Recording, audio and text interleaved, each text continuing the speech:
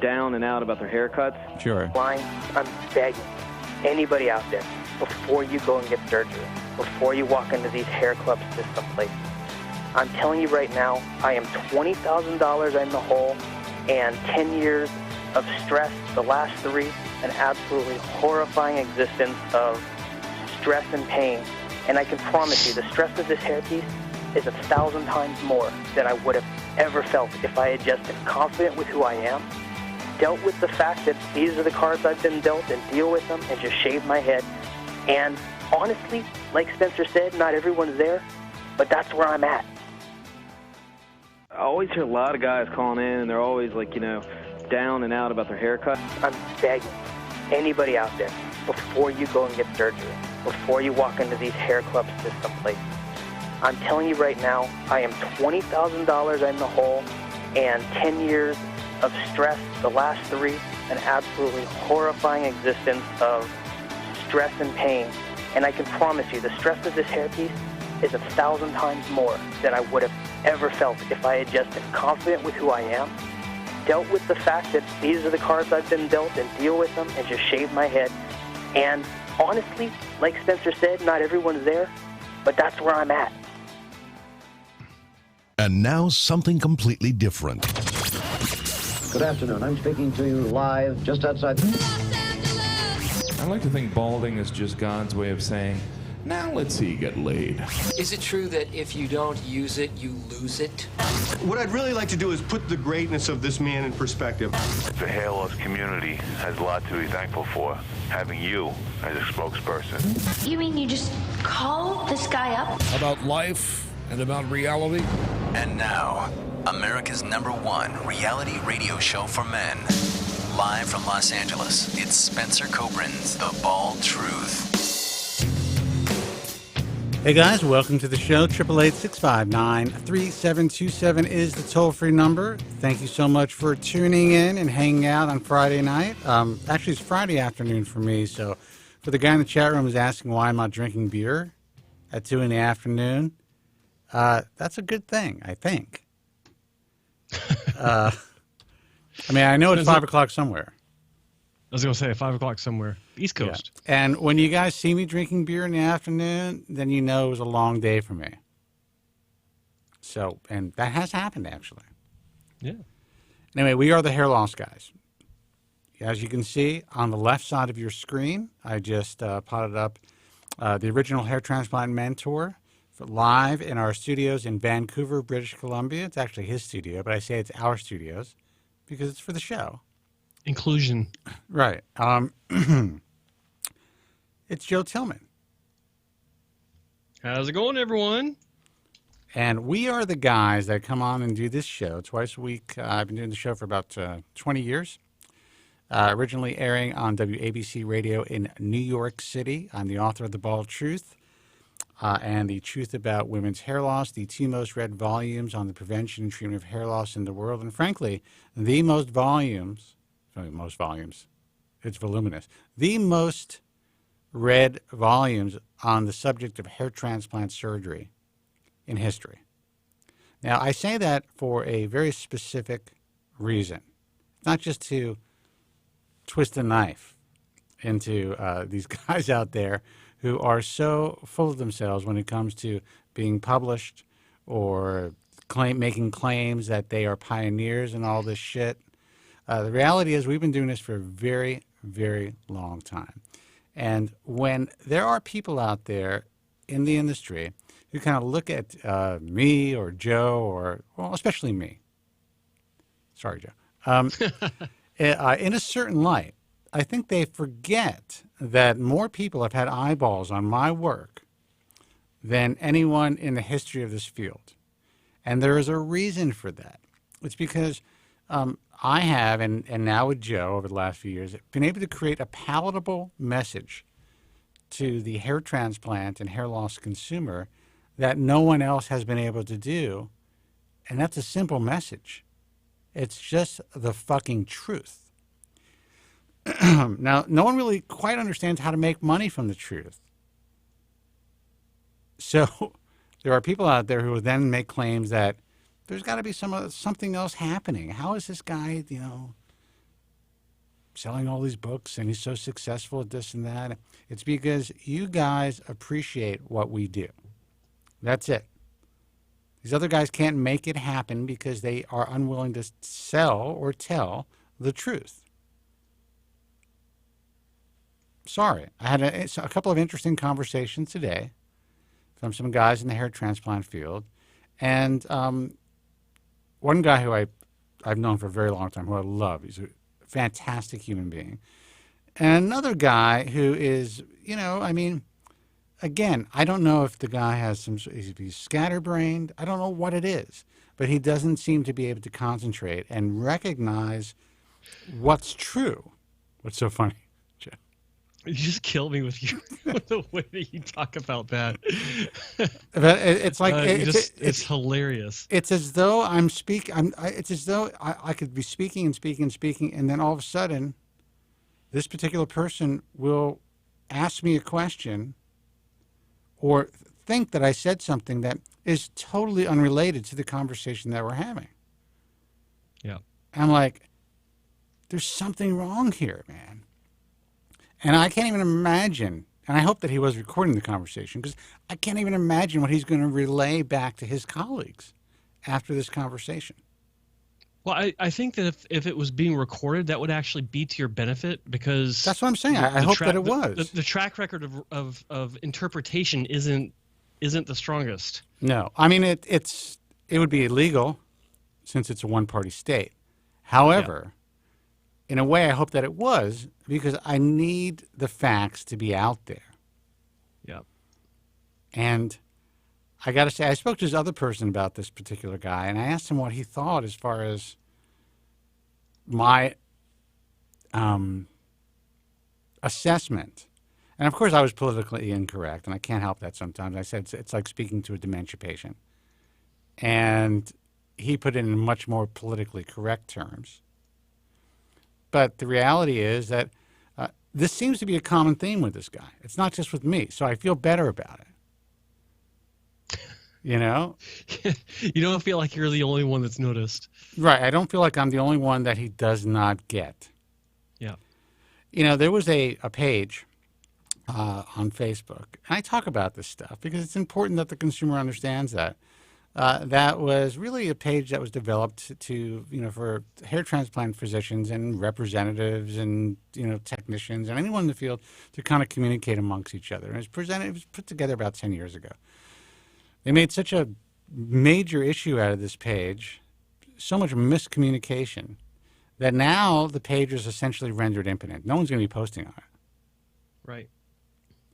And I thought to myself, what a great resource that was for these members of this organization to have access to the information that we have, listening to this broadcast, have access to hearing what the consumer has to say. And because they felt they had no control over the message, now they completely lost it because the administrator just decided to say, fuck it. I'm going to put a nice, cat and lion picture on there. Mm-hmm. Change the name of it. Change the name of it. And it's going to be completely dead. And I brought this up to this particular doctor today. And he goes, well, you can always post on the ISHRS page. I'm like, what are you talking about? How can I post on the ISHRS page? He goes, no, the official page. All you do is add a link. I'm like, you can't link to that. I said, if it's a consumer-facing page, then you have somebody controlling that, so there's no way that we can put posts on there. And your other page is for invitation only. Yeah, closed group. It's a closed group. And he's like, oh, so what you're saying is you can't post on the open group? I'm like, McFly, I'm like, hello, dude. Don't you know how any of this stuff works? Well, apparently not. And there's really nothing wrong with that. It's like, it's not necessary absolutely for everyone to be You're always social media Mr. savvy, Nice Guy. You're always Mr. Nice Guy. Let's be nice about things. You're right. Well, I'll take that back. There is nothing wrong with that because not everybody is social media savvy. But what kills me about this whole situation is that this page has been out there for 8 years. And apparently some attempt, I don't know how comprehensive that attempt was, to gain access, admin rights, or ownership of this page was made. I can't verify it. I don't know, but it's only now that a big stink was made about it. Assumptions of ownership and assumptions of control, and it's well, the only reason really why is because we are collaborating, and I am collaborating with FUE Europe, as opposed to collaborating with them, which I offered to collaborate with them. Mm-hmm. The offer still stands. Yep. You guys want on board? You guys want in? You guys want to reach the consumer in a palatable way? If you want to get a strong message across, if you want to save the field and save the lives of the consumers, come on, let's do it. Let's make that shit happen. We can do it. What this represents to me is a perfect example of what you've been saying, where the more people try to control something, the more they lose control. And this is an exact example, perfect example of that line, because the fastest way to lose control is to try to control everything. They tried to control something that wasn't under their control, and once they got whatever it was that they wanted, they were talking about a name change, I believe. Now it's poof. No, they weren't talking about name change. They were talking about the person the administrator relinquishing the administrative rights to the organization. Now, it was brought up in a conversation I had to change the name. Yeah, about at least change the name. Oh, yeah, because they didn't like the fact that it was, remember the fake version, right?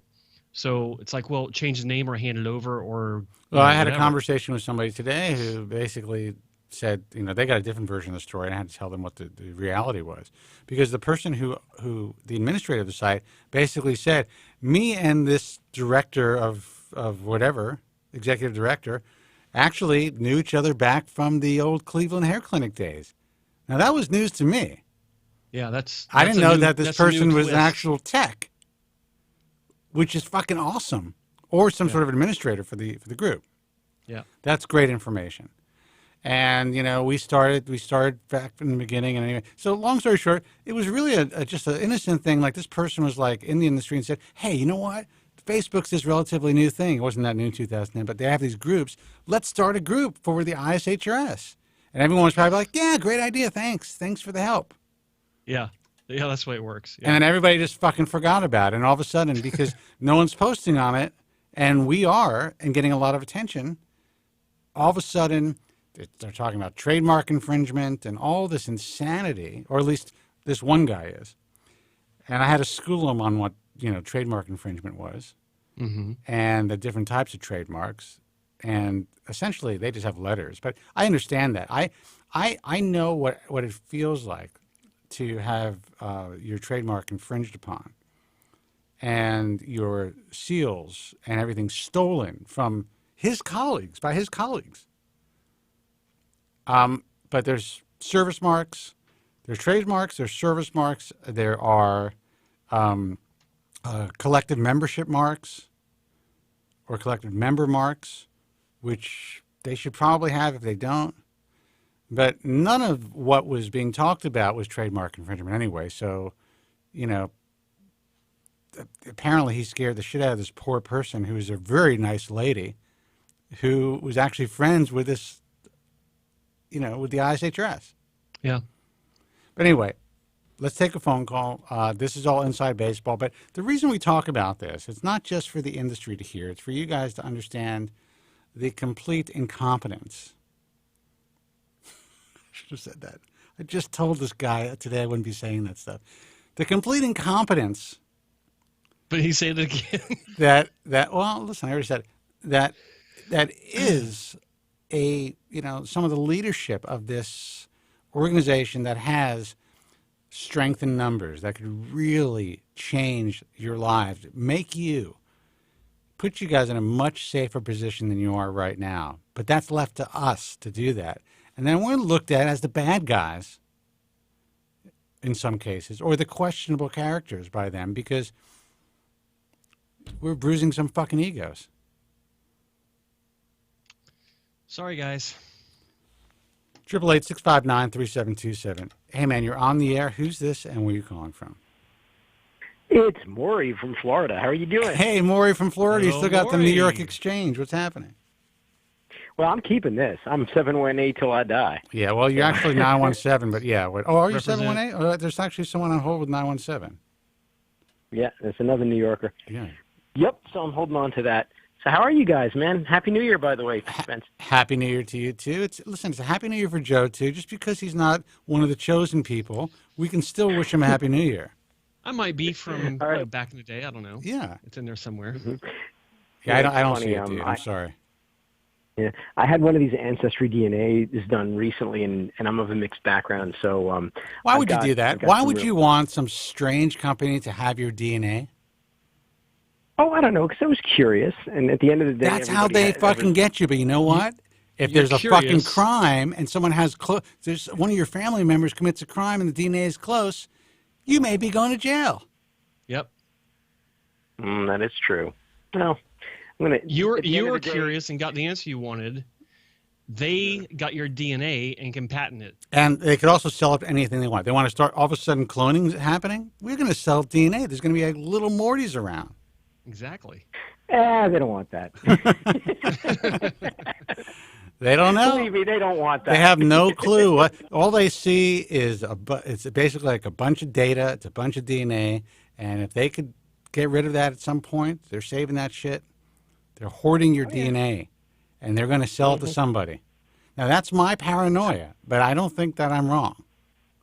Well, here's the way I see it. I mean, I work in technology myself. And the idea of privacy has gone away decades ago. Anyone who thinks that they have privacy is fooling themselves. That is true. So, but no one's got my fucking DNA. Okay. Well, good for you. Except, I mean, that's not true.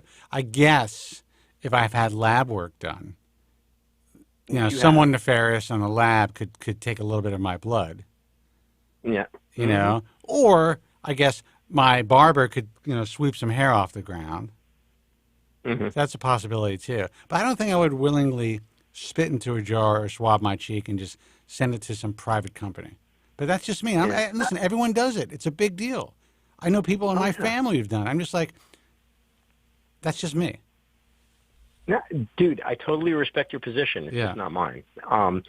Anyway, it's interesting, though, because when I did do it, they actually found a bunch of possible relatives out there. So Morty, I don't mean to cut you off, but I just read something, and I want to know what that means. Tillman sounds Jewish.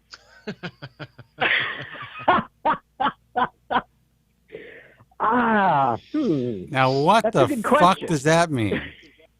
Because of the M-A-N at the end. That's probably why. No, well, that's a fucking Irish name, man. Or it could be the way you speak, Joe.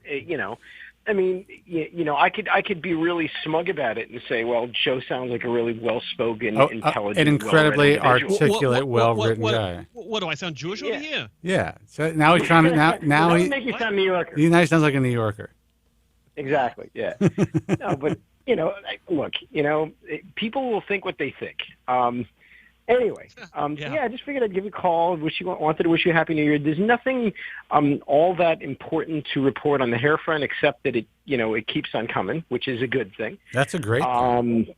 Impressive, man. So I know. So I'm just letting it do its thing. Basically. Good. How is Florida treating you? How's your mom? Everything good?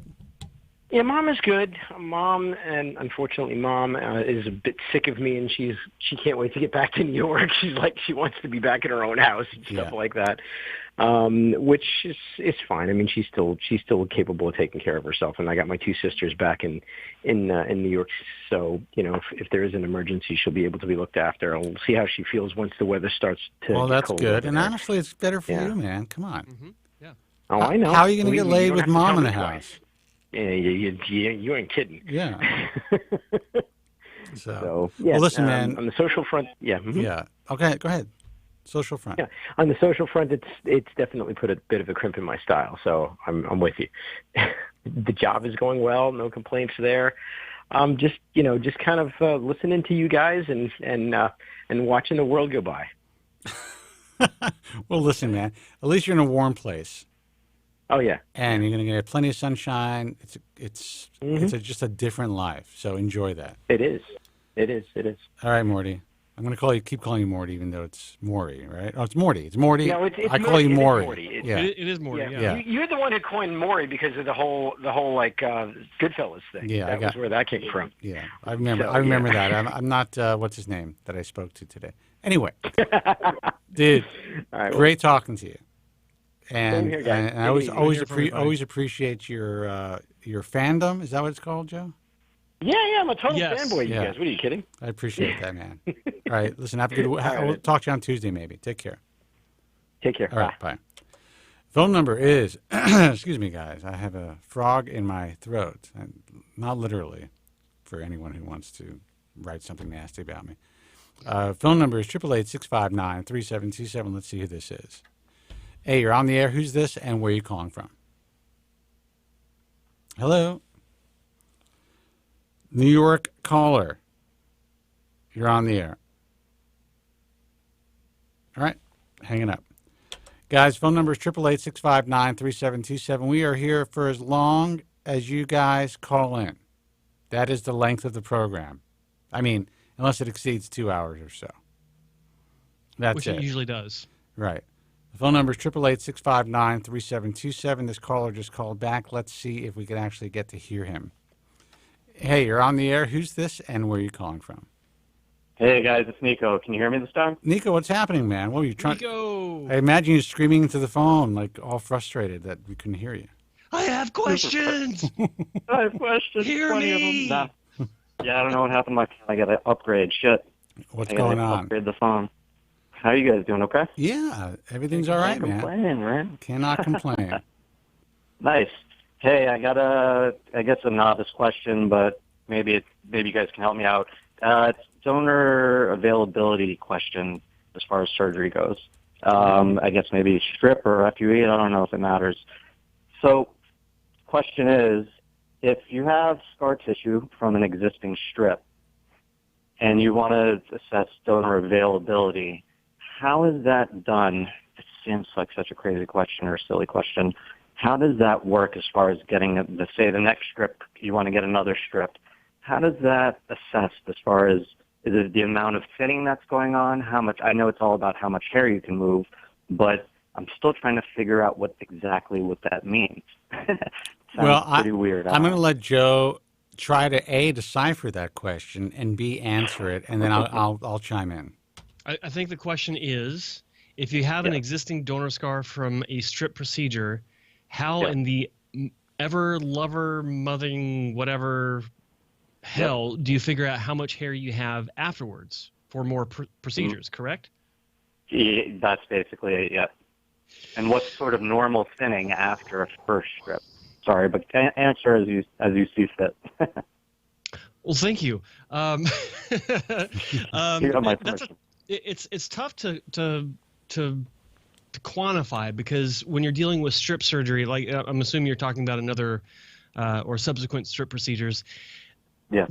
It comes down to experience. I mean, you have to, any surgeon will come in and they'll grab the hair above and below that incision line at the base of the hair, so they've got a good strong grip on it, and they're not pulling the hair out, and they'll be pulling the tissue up and down, and then they'll be going along, if they're good, or they want to be thorough, they'll go along the length of the donor scar and the donor zone itself, and assessing all areas, and then they'll look at the density along that incision line, and they'll make a determination by eyeballing it. I mean, that's what I've done for years. That's what doctors I've worked with have done, and plenty of people are hearing this going, they're not using a densitometer. Right.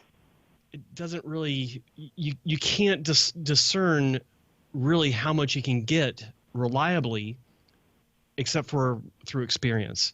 And because when you're going into the donor zone after a strip surgery, good donor scar or not, you don't know how deep the donor scar goes. You don't know if it's spread out underneath the skin tissue, because it's not like incision and scar tissue confined to the width of that incision. It actually spreads out underneath in many cases, and sometimes it can go down and really get deep into the tissue. Depends on how much trauma was below it.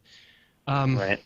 So it really comes down to just eyeballing it and tugging on the scalp to test out the laxity.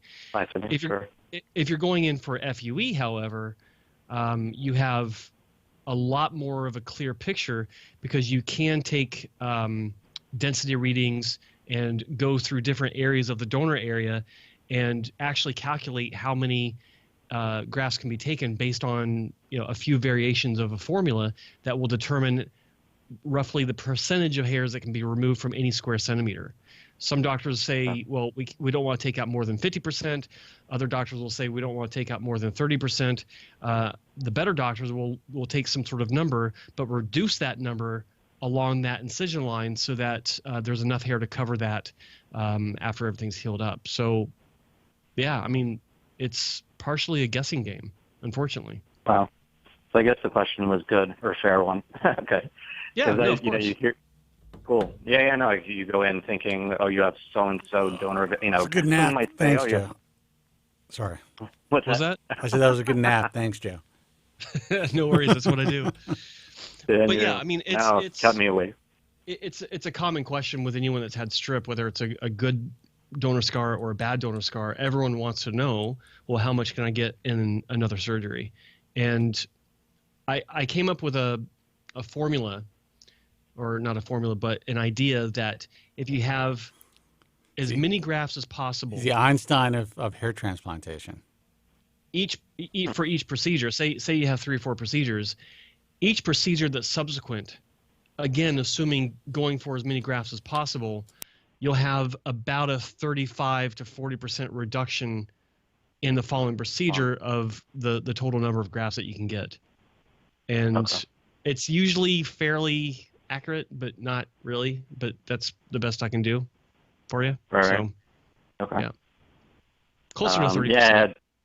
Yeah, I had 2,300 the first round, so I didn't know if that was just a conservative approach to begin with or based on my donor density or appearance to begin with. So just trying to figure all that out.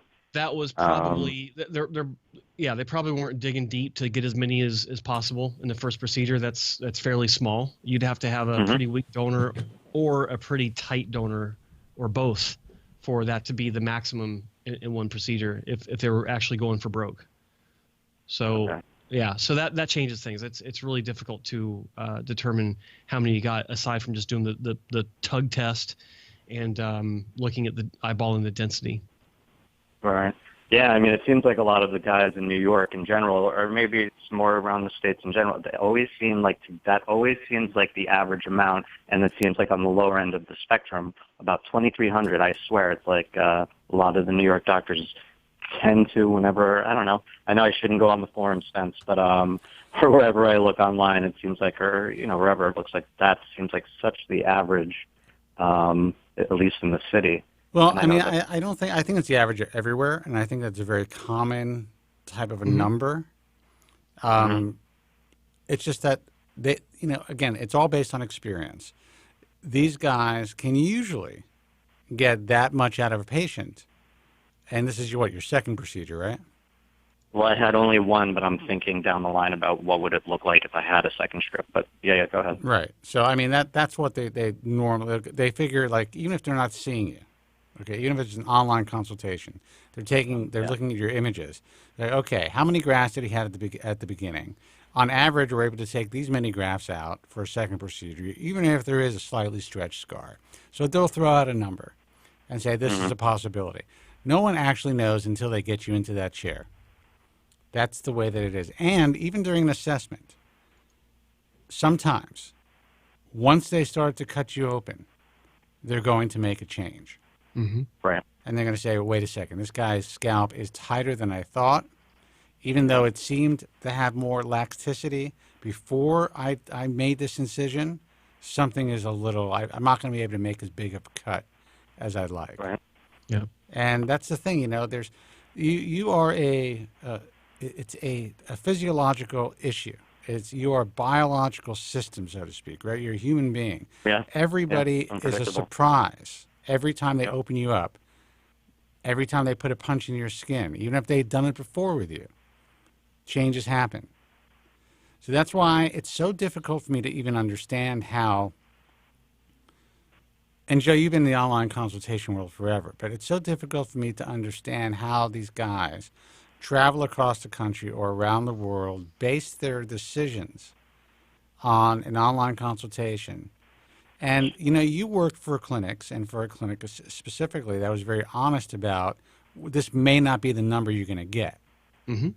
But most are not. No. Look, I've been, like, some of the testing I've done with, or I'll say secret shopping with some clinics, North American and European and Turkish.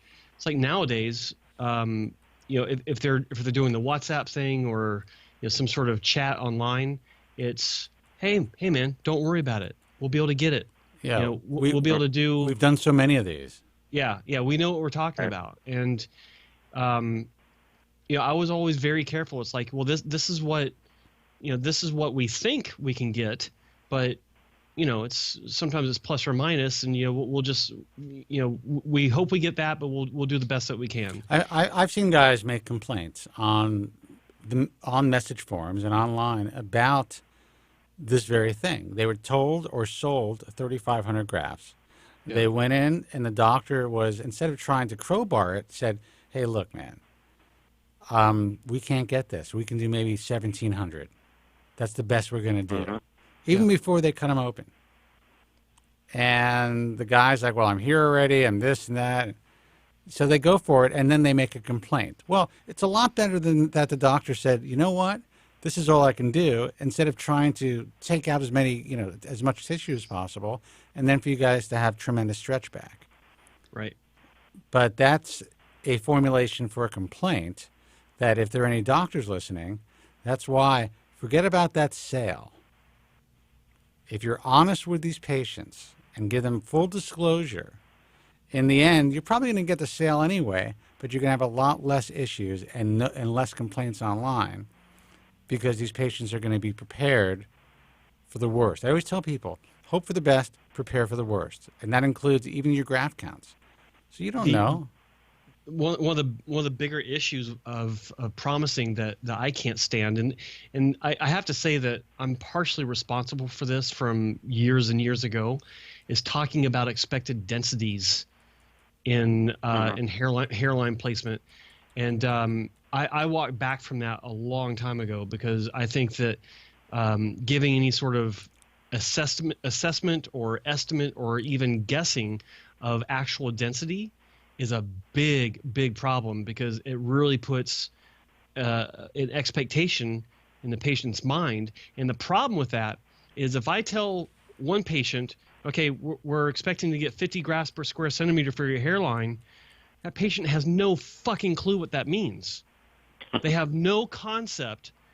All they know is the number. And that there are different areas of the world where I see patients that are talking about this in different forums, or from correspondence I have with them, where that's all that matters to them, is what they're told their final density will be. And then as things start growing in, or after the final result, they'll get a piece of paper and they'll measure out a square centimeter and cut it out, stick it on their head, and pull the hairs out so they can count. And if you're 2 or 3 hair follicles below the estimate as a clinic, you just fucked yourself, because this guy's going to go online and start talking about how he had poor growth. He didn't get the density that he was promised. I've seen it before. And the problem is that, first off, clinics shouldn't be talking about that, but patients don't know what it means.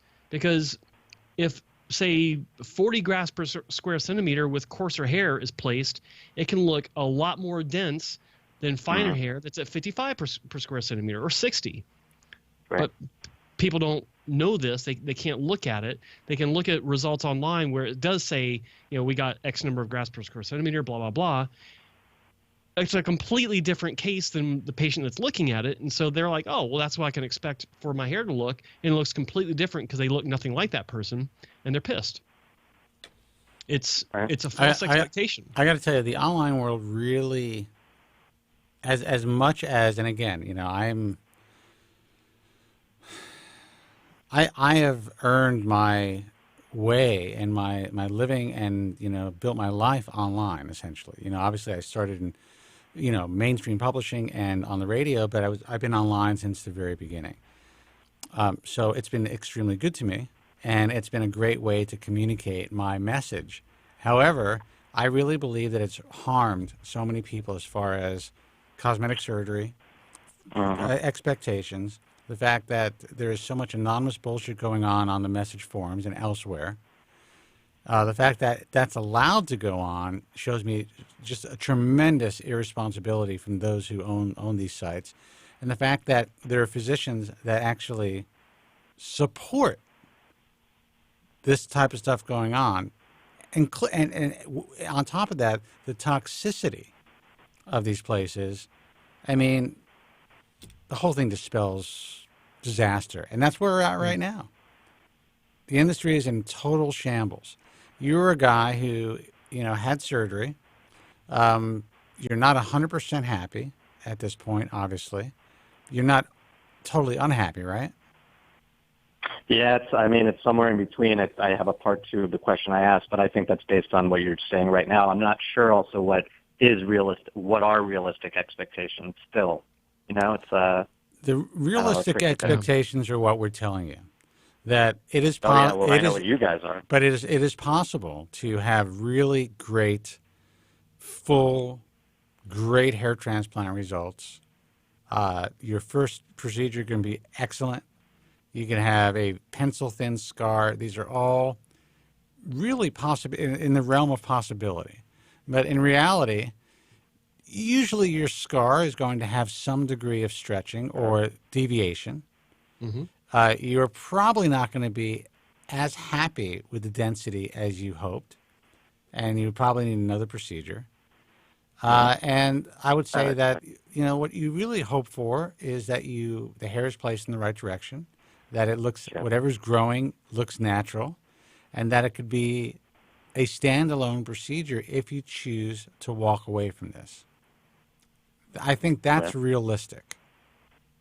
Yeah. I mean, my expectation was hopefully doing about 3 surgeries and hopefully call it quits after. But it's my second question was going to be to Joe, if he was able to share the info or not. A couple of weeks back, we were talking about one of his haircuts that he had gotten.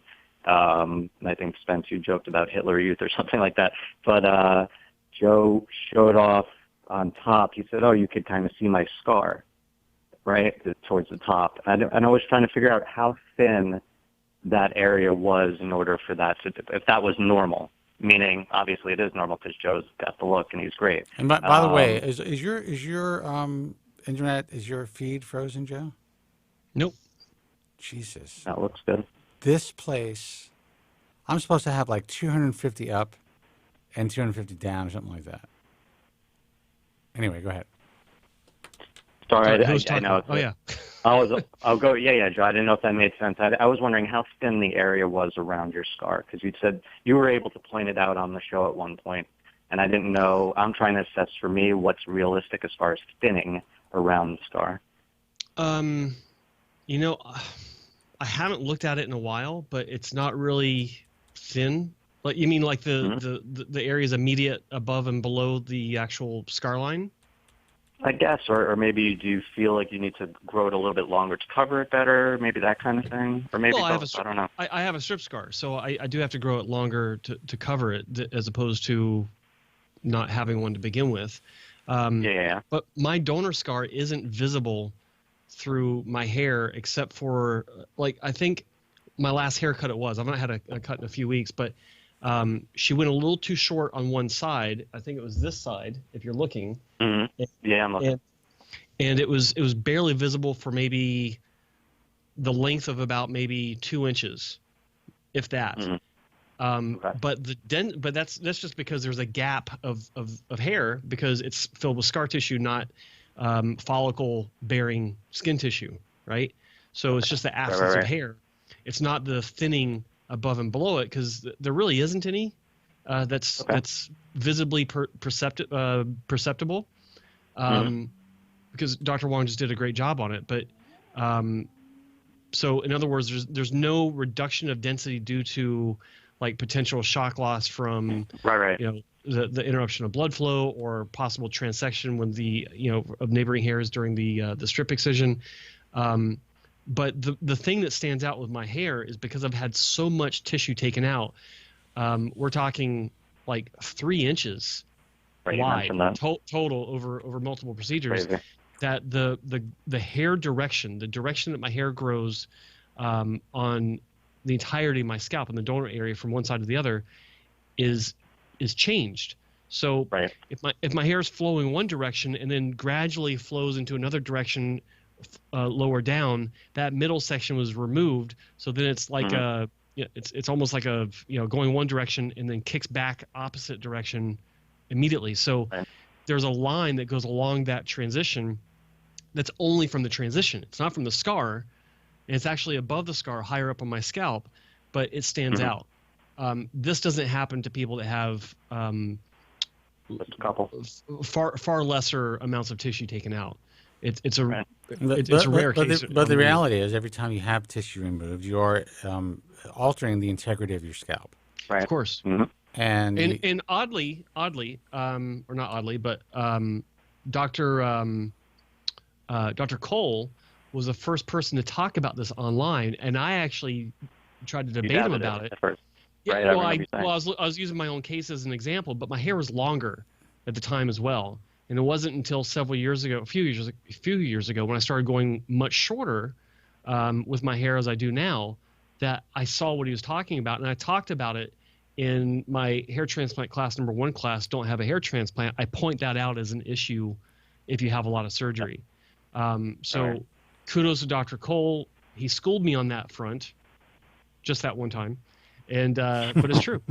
It's true. Yeah. All right, Nico. I think we gave you enough time. I'm just kidding. Always appreciate the calls, and I hope that we were able to help you today. Yeah, absolutely. I'll give you guys a call another time, and have a great weekend. All right, man. You too. Take care. Bye-bye. Thanks, boys. Take care. All right. See ya.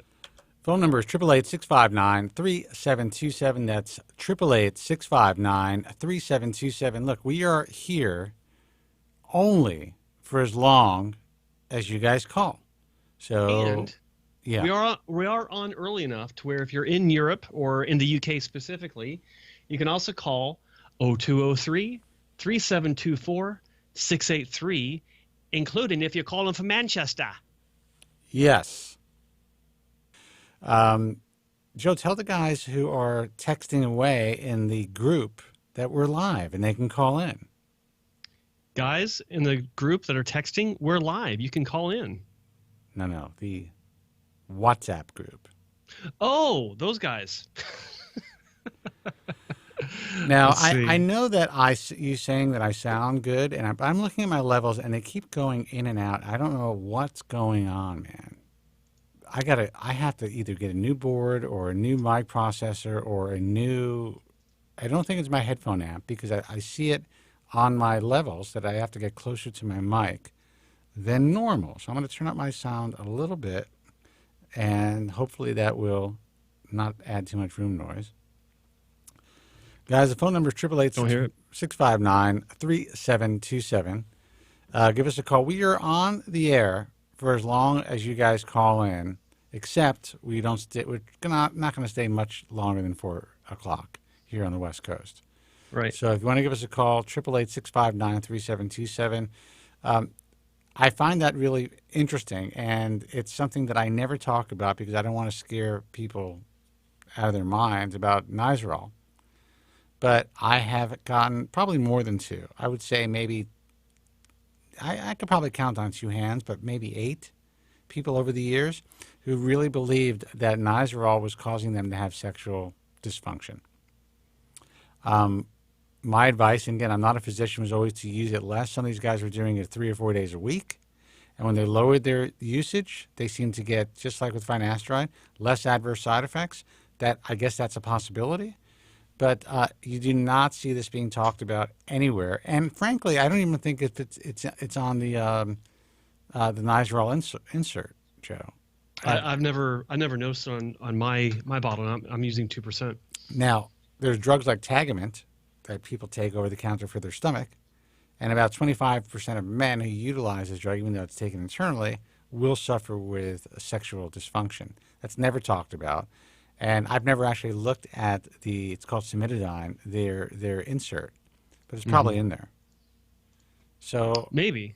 I mean, is it like guys that are experiencing those kinds of side effects, or like are all side effects always listed? I don't think that's the case.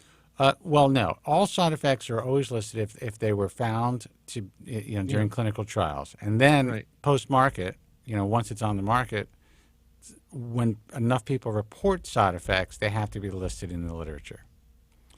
Yeah, and that's how people, finasteride eventually got that in their label. And it might even be where not all side effects even discovered in the study, as long as it doesn't exceed a certain percentage, might not need to be mentioned either. No, it's actually, I think in the study, I think it's every single side effect found. Every single? That's why, you have these really rare side effects like, some sort of, bizarre like eyelid edema. It's got to be listed. Like one guy gets it. Yeah. Let's see who this is. Hey, you're on the air. Who's this and where are you calling from? Hey, man, I hear you. You sound like you're in a car. Hello. Hello. Hello. Hello, this is Jeremy from Sydney, Australia. How are you? Hey, Jeremy from Sydney. How are you, man? How's it going, Jeremy? Oh, not too bad. Not too bad, thank you. Good to listen in to you guys every week. It's a comedy show, I tell you. Is it? But yeah. Dude, did we lose you already, man? Oh, there you are. Okay, good. I thought we lost you. No. So what's up? I'm just wondering why it's not oral minoxidil is not really talked about much in this industry. I'm just wondering why that is not the case, because I've personally had very good results using it, and it's just not something that's really talked about. Well, I'm going to let Joe address this because Joe actually was considering using it for a while, or maybe you did use it for a while. No, I was considering it. And before I get into it, let me ask you, Jeremy, are you getting your Lonitin from, or your oral minoxidil from a company that's providing like a hair loss regimen for you? Yes. Yeah, and they're a chain, aren't they? Like a chain clinic or yeah. No. This is a private clinic. It's just a typical hair transplant clinic that, based on my own research, I just asked them about it and asked them, can they prescribe me? And they did. And so I just went to a pharmacy, got the prescription and started taking it, and I've seen very good results over the last 4 to 5 months now. Well, the reason why I was asking about that is because many years ago, probably 12 years ago, give or take, I actually had a guy fly all the way from Tasmania, of all places, to Vancouver to show me the improvement that he had from taking oral minoxidil. And it was still to this day, it was still the most impressive medical turnaround I've ever seen in my career. And it was fucking awesome. Like, the guy was a Norwood 6 in his photos. He's sending me photos. He was talking about hair transplant surgery, and he wanted to come, to the doctors I was working with. And I told him, try medication first, go that route.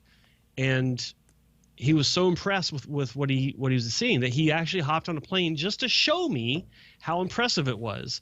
And I was asking about this chain clinic because he went to, I cannot think of the name to save my life, but it was a clinic that is some sort of chain clinic in Australia, Tasmania, probably New Zealand as well.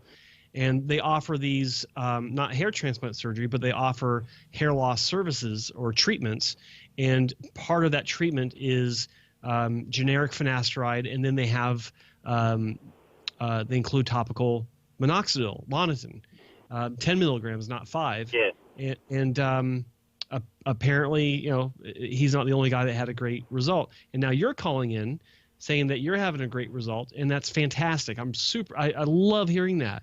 To answer your question, I'll answer what I think the reason is based on my own. And the reason why, sorry, the reason why I looked into the oral option was because I was getting horrendous sort of irritation from both the topical minoxidil and the foam, and I just couldn't handle it anymore. And it was like getting to the point where it was very embarrassing. Like I was getting this, like my skin was all clogged up with this, like I guess it's like a dandruffy type whatever, and I wasn't prepared to deal with that anymore. Right. And that was my an alternative option I looked at, and here we are. I'm seeing 10 times better results with the oral minoxidil, and I'm just wondering, why isn't it really a mainstream sort of option for restoring hair? Well, the reason is pretty simple. It's because it is a blood pressure medication originally. My own father was taking it for many years, and he also had an acceleration of hair loss when he stopped taking it, when his doctor switched him to something else.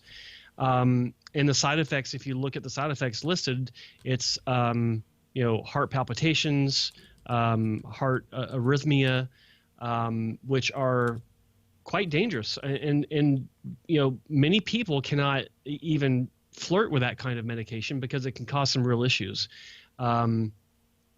It's just, like, it scared the shit out of me. It's like, I don't want to mess with anything that touches my heart or that messes with my heart rhythm just for my hair. Screw that. No. Some other people are fine with it. I do know some doctors that will prescribe it, as long as there are, the patient knows fully well the side effects. But I think that, it's also not pushed, quite frankly, by drug manufacturers as a solution for hair loss. It's not been presented as a solution for hair loss as far as the greater marketing push for hair loss products. Let me interrupt and ask this question. Did you tell us the dosage that you're taking? I'm taking 5 milligrams a day. I was actually advised by the hair transplant doctor to take a little less than that, but I mean, they're 10 milligram tablets. Usually they say that the safety threshold when doctors are prescribing for hair loss is like between 0.025 and 1 milligram, with as far as the differential in results not being that different. Now, I believe that everything is dose dependent. I'm not a doctor. I guess. Well, the reason why. Oh, sorry. No, go ahead. Keep going. Well, what I'm saying is, I'm sorry, I cut you off again. What I'm saying is that if you're not having any adverse side effects at this point, and you feel good, obviously you need to be continue to be monitored by a physician, and you're getting really good results, then just watch yourself. It's your body. It's you can obviously I would absolutely check in with a cardiologist and your internist, and make sure that everything is functioning properly. You want to have, and again, we are not physicians, but you want to have regular EKGs if you're in anything that can possibly cause you to have any type of heart issues. You want to new Apple Watch 4. Yeah, well, that's true. Yeah, I've recently just had blood tests for pretty much everything. I've had blood pressure tests. Everything is normal. How old are you? And 31. Okay. All right. Well, here's the thing. Here's the thing. It is. It's interesting to me to hear someone who is taking the drug, getting good results, doesn't have any short-term or current side effects. That's a plus. Yeah. I've been taking a drug for well over 2 decades. I don't know what the fuck it's going to do to me. So, I mean. Well, that's the same with me. Yeah. So that's just my reality. I understand that. There's a greater list of adverse side effects, and there seems to be more immediate adverse side effects by using this oral medication. But remember, Lonitine or oral minoxidil has been prescribed for well over 3 decades or more now.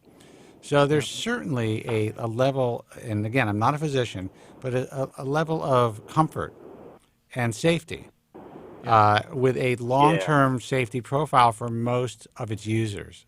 So if that allays any of your concerns, I mean, you don't seem concerned anyway. Joe's the one who's pumping the fear of God into you, but I understand that because that's I just want good.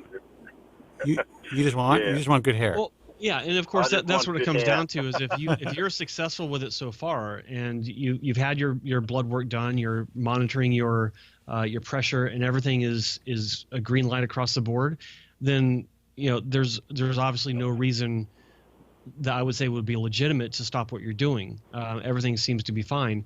I did have a question, and one of the people in the chat room, Scott Anton, he also had the same question. Do you have any unusual, I won't say unusual, but unexpected hair growth anywhere else on your body, on your forehead, on your arms, your hands, anything like that? No. Yeah. That's one of the side effects as well, and I've heard about that with many people. I noticed that.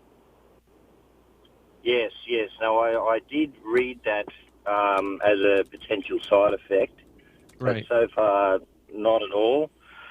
I was originally prescribed 2.5 milligram daily, but just in terms of the tablet's 10 milligrams, so it's easy just to snap it in half and take the 5. So just the way that I see it is, if you did suffer from hypertrichosis, you could always shave your face and your forehead, and you got this full, incredible head of hair. So not a bad problem. You ever see those Mexican brothers, that Mexican family? I was going to say, hypertrichosis? Yeah. This one guy has got the hottest wife. And Dave Salazzo, who used to co-host the show, could never get laid. I never understood that. This guy had hair all over his face and body. He was in the circus, and he had his hot wife. Well, some people are into unusual pairings, we'll say. All I'm saying is, right? Anybody in the forums who's complaining that their hair loss is stopping them from getting women, I'm telling you, there's somebody out there for everybody. You just got to go for it. Got to look. Yep. Guy's got, all you could see is his eyes and his lips. Hair, and his nostrils hair gets and you teeth. those glamours. What was that? Yeah. Hair gets you the glamour girls, unfortunately. No. Not every time. Money gets you the glamour girls, my man. Yeah, the money's what gets you the glamour guys. Yeah. Or glamour gals, yeah. Oh, that's a little Freudian slip there, dude. Yes, it was. Yes, a little Freudian there. Yeah, no, I mean, listen, I don't care what anybody says. If you have a really big wallet, then everything else is like, all of a sudden you're 3 points cuter. Everything's a lot better. You're funnier. It's amazing. It's amazing. I do. It's amazing what having a little success does in this world. Yeah. It's ridiculous. But, I mean, anyway, hair helps. Those gold diggers. Dude, they're all gold. It's just different levels of gold digging. You are your woman is as attractive as you can afford. That's just life. That's exactly, yep. Well said. Well said. Well, I kind of agree. You see these old guys that are like as ugly as you could ever imagine, and they've got the hottest girl next to them, and they're gold diggers written all over. Dude, I am just a regular dude, normal looking guy, in pretty good shape, all that stuff, and I'm older. I can tell you this: if you are somewhat in shape at the age of 53, and you're driving a decent car in Beverly Hills, you are, it is like there's a line out the fucking door. You don't have to be Brad Pitt. You just have to look normal by attrition. Experience here? What was that? Are you speaking from experience? It sounds like it. Yes, I am, as a matter of fact. I think Joe was. I was hanging out on the phone with Joe, and I was just sitting at a local cafe. I didn't have a car or anything, but whatever. This woman must have thought that there was something about me. She was probably about 30 years old. Total smoke show. came up to me, started to talk to me, and gave me her. I'm like, I'm on the phone. Gave me her number. Joe was listening to the whole thing. I was. I went into the restaurant. I asked if she was a hooker. That's how unbelievable it was. You know? And it's only because, whatever, I have gray hair. I look relatively normal. I'm in a area that she must think that I have some money. And that's it, man. So that's the reality. You know, no matter what it is, girls are sizing you up from a very young age. Even if they're just like, oh, this is a good-looking guy, I want to have sex with him, whatever it is. Right away, their mind is working like, how am I going to lock this motherfucker down? Yep. How am I going to lock him down? Yeah, but he's got to have something in his back pocket, doesn't he? Yeah, 100%. Yeah, of course. The front pocket only works for about 2 months. And then it's all about the back pocket. Yep. As my wife calls it, my essence. Your essence. we're walking out the door to go someplace, like I'm taking her shopping or something. She's like, "Did you bring your essence?" Yeah. That's actually very funny. Yeah. So for all you young guys out there, funny. and you are 31 years old, you know, I mean, maybe this should be a little bit of an advice show as well. I mean, the reality is that's the reality. You will get as the best looking woman you could afford in life. And frankly, everybody that you see out who are coupled, that's the best they can get, at least at that time. They settled for the best that they can get. Yep. Sad reality. Yeah, no. Enjoy your hair, mate. All right. Thanks very much for taking my call. All right, you got it. Enjoy your day. Listen, thanks a lot, man. Congratulations. I'm glad you're doing well on the drug. Take care. Thanks for calling, Jeremy. Bye-bye. Well, I'm trying. Okay. Bye. Thanks for listening. Bye-bye. I know I'm cynical. I know that's not what people want to hear. I know all the women who are listening to the show, especially the women in the industry now, hate me even more. But that is just reality. And listen, there's nothing wrong with it. I mean, I think you know, the women are hardwired for that. Essentially, they want to create, you know, they want to be with the best provider. Whether we were the best hunters when we had to hunt for meat, or whether we're the biggest earners. And if you're a good earner and you happen to look okay, you win. The arrival of the Me Too moment, the hair transplant industry is being expedited as we speak. Dude. This is not a Me Too situation. This is you know what? He's right. Yeah. No, of course. That's just the way that it is. This is not misogynistic. This is men want sex. We don't care what your fucking IQ is. We really don't. As long as you don't embarrass us, we're good. Isn't that terrible?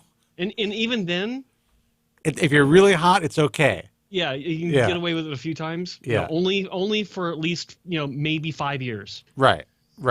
If you could be like a complete nincompoop. Yeah. If you have the right assets and you're totally smoking, you're going to get a new car. That's just the way that it is. That's the way it works. Women are, but this is the sad part about women. This is really sad. Most women, not all women, but most women really do their value diminishes at a certain point in their lives. Like I always say, actually Tom Leykis says this too, so I don't know if I'm stealing this from Tom Leykis. I used to say this as a young man, but you know, men age like fine wine and women age like milk. Is that wrong to say?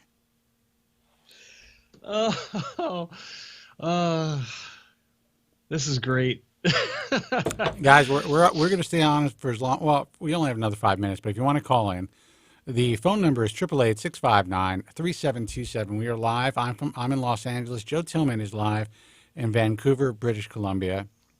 And yeah, I mean, listen, I think, you know, given my experience in my years on this planet, that why shouldn't I be advising these young cats about the reality of life? All these guys they're like, oh, I got to find a wife. I'm ready to get married. You know, I want to settle down. You do not want to settle down, dude.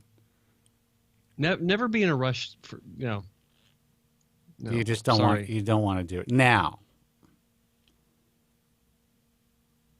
I've had a very fortunate experience for most of my experience as far as settling down. That's rare. That is extremely rare.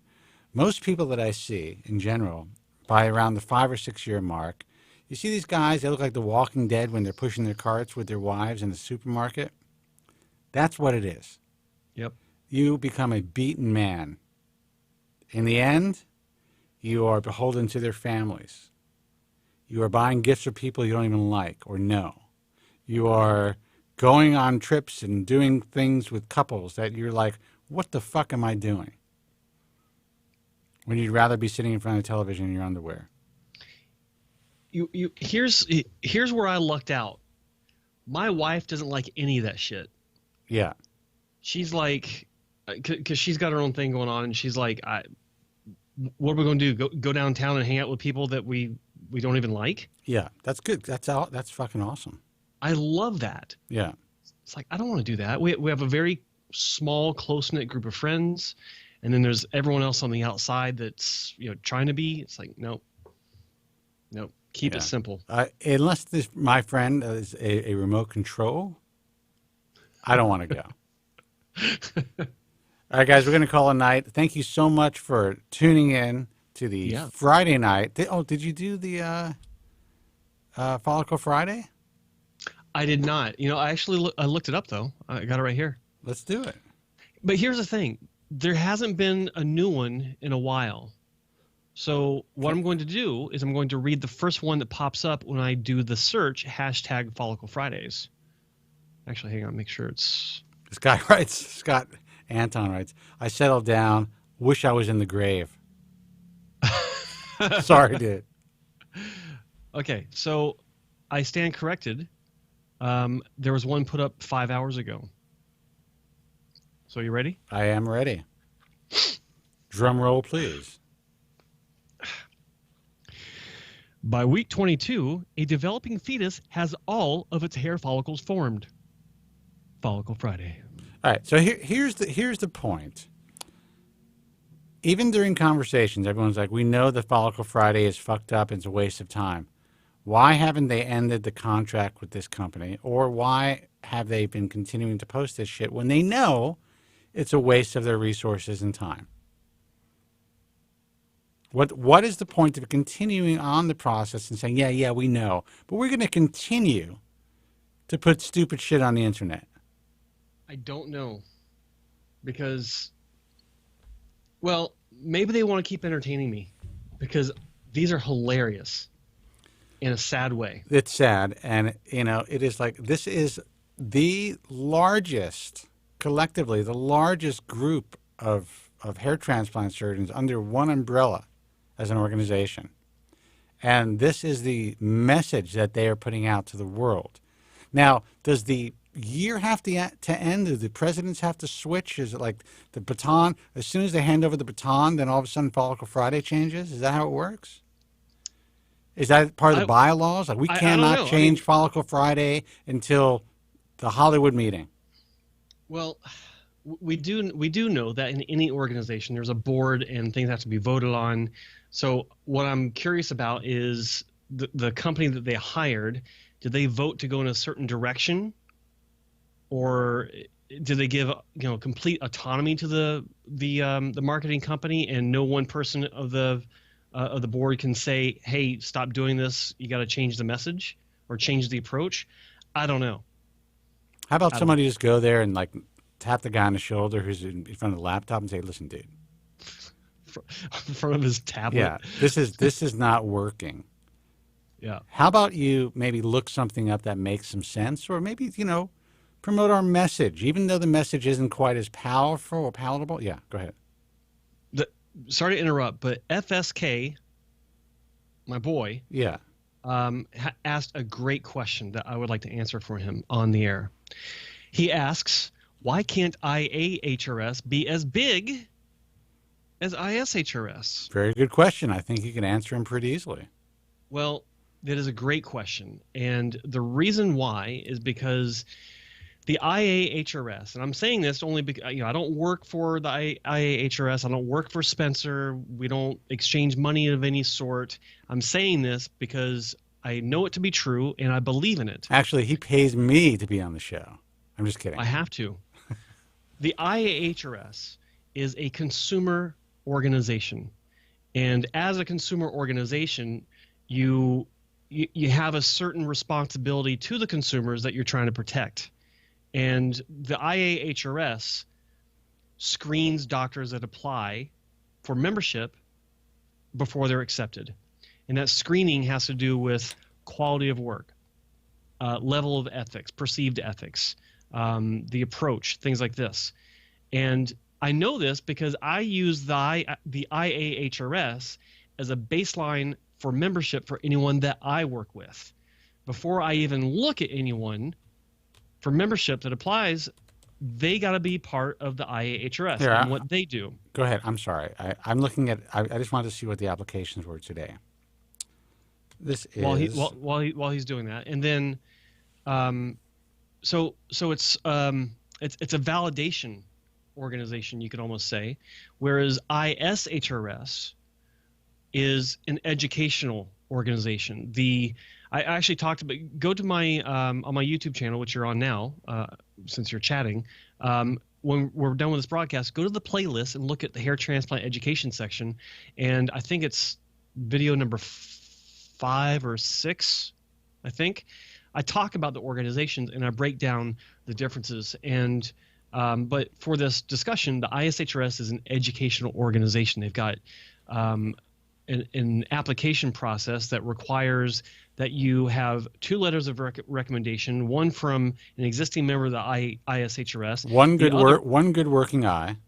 Yeah, one good working eye. The other can be from any doctor in any discipline. Doesn't have to be a hair transplant doctor. So 2 letters of recommendation, and then you have to have been to at least, I think they changed it recently, at least 1 or 2 meetings in the past couple of years, annual meetings, and you have or be a part of the ABHRS, which I also talk about in that video I made, and that's it. And they're not a standards-based organization. It's simply educational. So they sponsor workshops and they encourage education, which is great. And that's what they do. That's what they should do, and that's awesome. But they're completely different. But why do they want to be us? Now they are so upset with what's going on. Okay, so here's the reality. Yeah. I'm looking at the applications today. Now, I think that it's important that people understand this. We don't work on volume. So in order to run the organization, we have to charge more. Every organization takes annual dues or monthly dues, depending on what it is. Ours happen to be, the newer rates are $2,000 per month. Great. Maybe the cost of a hair transplant. For these doctors, that's very inexpensive. Now, if I were to take these doctors that apply today, that would be more than most people make in a year in this country. Here's an example. I can't even see it. I'm a maxillofacial and facial cosmetic surgeon practicing in Mumbai. Is that how you pronounce it? Mumbai. Yeah. I would like to be a member of the IHRS. Your guidance will be valuable. I know the cost. That's what he writes. I know the cost. Okay. So you don't have to worry about sticker shock. I'm fully aware. That was sent at 11:55. Here's another one. This was sent at 6:43. I'm sorry, this was sent last night. I just get them all at one point. And I'm not reading the names. These are just the notes. I'm a member of the ISHRS. I do both FUT and FUE. My clinic is, and this would be too specific, I'm not going to give the city, Thailand. I said Mumbai, everyone, there's so many doctors in India. Thailand. This guy's actually famous. I know who he is. He applied to the organization. He knows the cost. Did he just join a particular group that we're involved in? He might have. Yeah, I think I know who you're talking about. Yeah. Let's see. Mexico. I would like to know the requirements of IHRS membership. I love what you guys do. Period. So that's $2,000, $4,000, $6,000 a month. If I were just to say, come on board, that is $72,000 per annum, annually, just to say yes to these 3 people. 3 guys. Now, I would love to do that. Now, we get about these many applications every day because new companies are popping up all the time.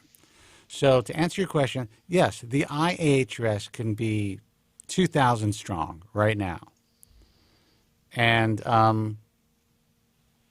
I'd be a lot wealthier. But we can't do it because the whole goal of the IHRS and the original Bald Truth list was to separate the best doctors from the not-so-great doctors, and then evolved into the really good doctors who believe in our cause. Because even if guys have come to me and say, look, you guys are saying surgery is a last resort. We're losing patients because of that. I'm like, sorry, dude, that's what you signed up for. You don't like it, you're out. And I know that sounds harsh, but there's always people like this that want to join. Yeah. So one guy leaves, or if I have to remove one guy, I'm going to replace him with somebody else who's good, if they're available. That's how it works. So that's the main difference right now. Now, in effort to give full disclosure, we're trying to evolve the IHRS into a direction that's going to be even a stronger educational resource for consumers. And maybe we will be able to add some more members, guys who I might not be able to bring on as far as vet them completely, but who support the message, and we make it clear to the consumer that these guys have not been fully vetted. They are not full members of the IHRS, but they want to support the member, what we do. And we will give them a year on a probationary period, and then they could reapply for full membership and then get a full listing, stuff like that. That's a possibility. We kind of started that process, but since I put that on the site, I've been overwhelmed and inundated with applications. And I'm like, maybe that wasn't a good idea.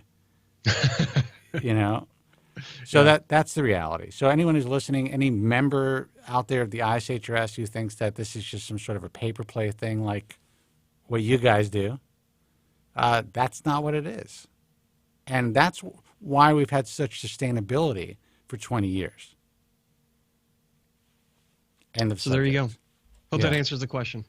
Well, we really went into some detail, but I think it's important because I still hear shit from these doctors like, yeah, well, Kobren's making this and that, and he's able to make decisions unlike our organization. You have no limitations in your organization, guys. You limit yourselves. You want to just help consumers, you can do it. You want to just be an educational organization?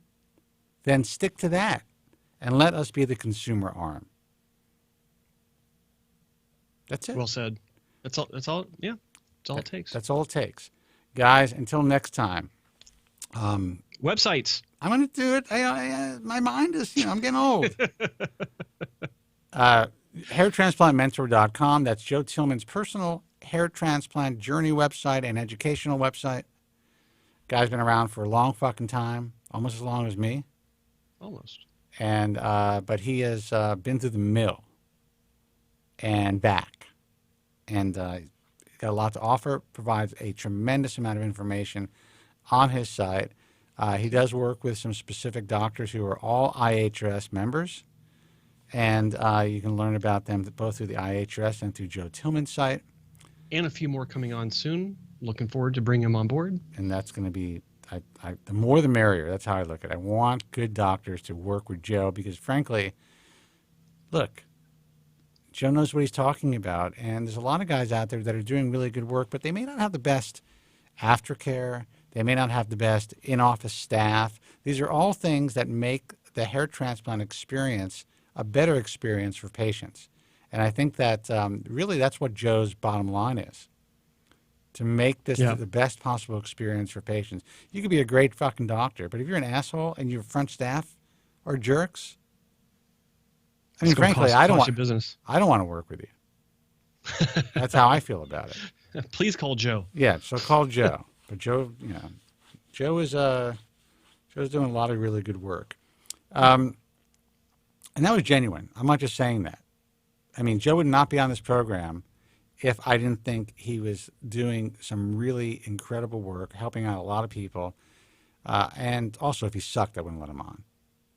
Just There is that, yeah. Diminish the value of what I do, but he's a pretty good broadcaster. Also, thebaldtruth.com for archives of this broadcast. I know we haven't updated the site for a while. You still will see the last program, which was like 3-4 weeks ago that I put up there. That was on announcing the end of the Civil War. Right, announcing the end of the Civil War. But we will be putting some stuff up there. I also have some other stuff that's supposed to be edited. I keep promising poor specs that we're going to get done. That should be online shortly. So that's thebaldtruth.com. Do me a favor, guys. Subscribe to The Bald Truth. It doesn't cost you anything. Your emails are not being sold. But the more subscribers that we have, the more powerful the show. That's it. That's the way that it works.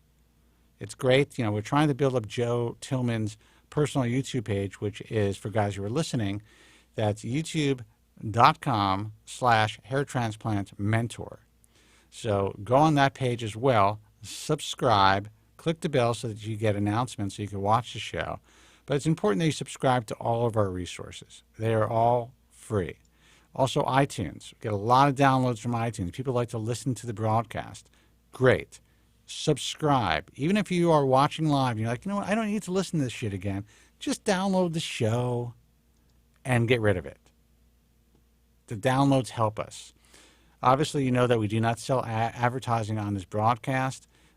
We do have opportunity for, or I have opportunity, because I'm not giving any money to Joe, for advertisers to come on the show. One was kind of borderline. I almost allowed it, but I was like, yeah, I don't want to read any live spots. But the way that we can keep this ad-free is simply by you guys subscribing. I know that doesn't necessarily make sense to you, but the more powerful the program, the more we're able to support it by other means. So that's all we ask from you guys. What else? American Hair Loss Association, that's AmericanHairLoss.org. And Joe, why don't you thank the guys who are streaming this program for us on their own personal businesses, so to speak, their own forums. Yeah, that would be the first of which is hairlossexperiences.com. They are a primarily UK-based forum, but because it's the interwebs, we've all got access, and it shows because they're growing. They're actually growing quite fast, and I'm very happy for them because the admin over at that website deserves the traffic. He deserves the recognition. Here's something I've not talked about before. This guy that runs the forum, hairlossexperiences.com, does so much stuff behind the scenes to help repair patients. This guy is a machine. That's all he does when he's not doing admin work on the website. He's actually helping patients find solutions to a lot of the crap that's going on in the UK, and there is a lot of it. And so if I was wearing a hat, I would tip it to him. I do so metaphorically. He's a great guy to deal with. He's not – here's what we like about him here at Bald Truth Talk, or the Bald Truth. He's not a psychopath. Yeah, I know. It means a lot. It really does. And so go check it out, hairlossexperiences.com. And then the second Not yet website, anyway. Not yet anyway. I'm just kidding. I'm just kidding, dude. The second website is bellycapelli.forumfree.it. This is an Italian-based hair loss and hair transplant forum, one of the largest on the planet, run by, in his own words, just a guy. Happens to be a repair patient just like myself, and one of the nicest people that I've ever met. He's an old friend of mine, and he also allows us to stream this broadcast through his web property, so that is bellycapelli.forumfree.it. A big thank you to both of those websites, and be sure to go there and let them know that you appreciate their support for us by supporting them. And also, you might want to check out the FUE magazine at FUEmagazine.com. It is really the only hair transplant journal or publication that is open to the public. You guys can read the same articles that all the physicians in the industry are reading. It is a unique resource. Sadly, every other organization wants to keep everything so cloak and dagger, close to their vest. But this is an open resource for all of you guys who are, maybe you're hair geeks, maybe you're considering surgical hair restoration, maybe you're interested in the bullshit politics of this field for whatever reason. It's all going to be there for public consumption, and I think I believe that it will be the most read and powerful hair transplant publication that we've ever seen. And we got some great articles, great editors, and frankly, we're contributing too. So I mean, come on. So some incredible writers. Yeah, how can you go? How can you go wrong? Anyway. And that's it. And also, FUE Europe looking forward to the meeting. You can check out their website. What is it? FUEEurope.com, right? Yep. Okay. Wait. And no. FUEmagazine.com. Right. And FUE. Hang on. Waiting. FUE-Europe.com. Keep forgetting that. We got to fix that domain. We got to figure that one out. Actually, I may have one for them for sale. For sale, of course. Yeah. Yeah. Anyway, John's in the chat room. Guys, until next time, be strong. God bless. And thank you so much for listening. And have a good weekend, by the way, because it's Friday, right? It's Follicle Friday. Jesus, I can't believe they still put that same shit out every week. Maybe it'll change. We'll see. Have a good night, guys. Thank you very much. I'm sorry for any inconvenience you may have been put to prior to the programme, and I'm glad you enjoyed it. And if you could now leave by the exits at the rear, that'd be splendid. Thank you. Good night. I always hear a lot of guys calling in, and they're always like, down and out about their haircuts. Sure. I lost my hair when I'm about